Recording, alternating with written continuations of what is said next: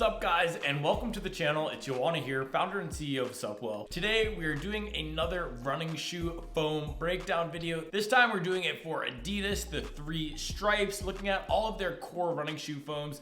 I'll let you know in this video what they're made out of, which shoes they're in, and what these foams are best for. Where applicable, I'll also compare them to some of the other foams on the market, specifically those leading running shoe foams in each category, to let you know how the Adidas tech stacks up to the others on the market. All right, let's get into it.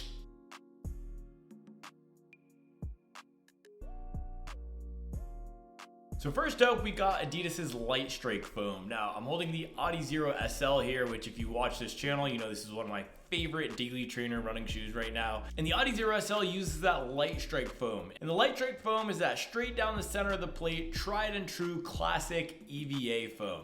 Now, EVA is a running shoe foam that Brooks pioneered in the 70s. It offers cushioning and comfort underfoot. It doesn't have the most energy return, but what it will do is give you some impact absorption and just solid, stable performance throughout the course of a run. Whereas some of these other modern foams are really squishy, really bouncy, this one isn't gonna give you that effect. The Lightstrike is on the firmer side, which again is good for that stability and providing more of a normal ride experience than we see with some of those other foams out there. Now, compared to other EVA foams like Saucony's Power Run, I would say the Lightstrike is maybe a touch firmer, but very similar, as there isn't a ton of differentiation between standard EVA compounds, not those EVA blends when we're looking at brand to brand.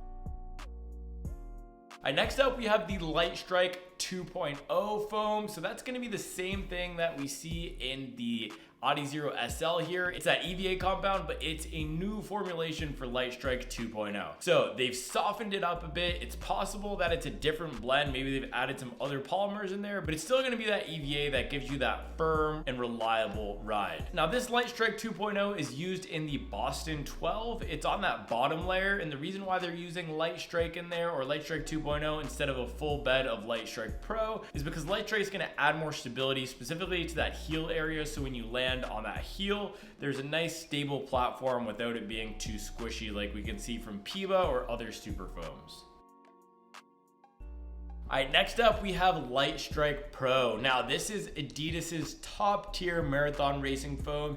It's in shoes like the Takumi Sen, which I'm holding here, and it's also in that Adios Pro 3 and that brand new Evo Pro, that fast marathon racer, that $500 shoe that just set the new women's world record for the marathon. Now, Lightstrike Pro is a very bouncy foam. It's pretty dense. In contrast to a foam like the Saucony Power Run PB, this one is gonna feel a bit firmer. It's gonna feel a bit more supportive because of that than a Piba-based foam. Now, this Lightstrike Pro is a supercritical TPEE, and what supercritical means is that there's been gas injected into the foam, which make it airier, lighter, and bouncier than a non-supercritical foam, and all of those properties come through in this Lightstrike Pro, making it a really fun ride, especially for someone like me who's not the lightest runner or lightest on my feet runner. I have about a 165 cadence. I'm 165 pounds, 6'2", put a lot of force in through these shoes. So this Lightstrike Pro is great for me, who puts more pressure in each step, and I can find sometimes Piba to be a bit too soft for me. So if you've tried other super shoes and other super foams like Nike's Vaporfly with that Zoom X and you think they're too soft,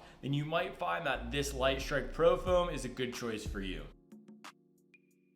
Next up, we have Boost foam. Now, here I have my Adidas hiking boots, and they use Boost in here. Boost is a beaded TPU. It used to be that top tier racing foam, used to be the lightest and highest energy returning foam on the market. And then Nike came in with that Piba and shifted the whole game. So now we see Boost in more lifestyle shoes. Like, this is a hiking boot, so I'm not too worried about weight when I put it on. It's also in that Ultra Boost series still, which people use for casual wear. Adidas hasn't really advanced the compound too much, so they don't use it in their performance running shoes anymore. They use that Lightstrike 2.0, and that Lightstrike Pro. If you are coming from an Adidas shoe that has Boost in it, like an older Ultra Boost, and you're looking for that similar sensation, you can find beaded TPU in the Saucony Triumph series. Now, unlike the beaded TPU that we're seeing in the Adidas shoes still, Saucony has lightened up that compound. It still has great energy return, still has some great cushion properties, but it's a bit more agreeable if you're used to running in lighter, modernized shoes. So it's not gonna be too heavy on the foot, but it's gonna be very bouncy still.